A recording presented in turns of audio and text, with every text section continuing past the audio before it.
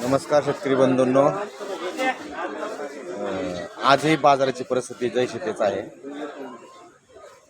गोंडा 20 रुपये 30 रुपये, छोटा साईज 10 रुपये. गरम माल तर बिलकुल चालत नाही. अशीच परिस्थिती मला वाटतं उद्या पण राहील. परवापासून थोडी प्रगती होईल. पाडवा 2 दिवस आला तरी बाजार काय हलायला मागे ना.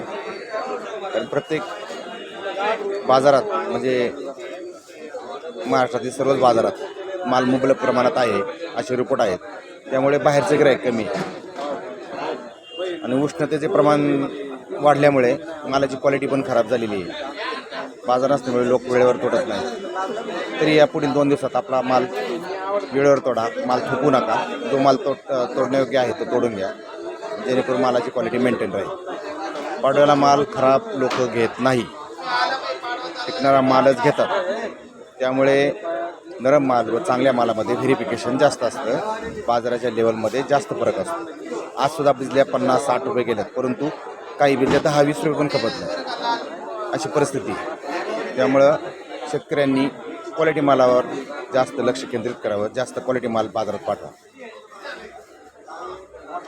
आष्टर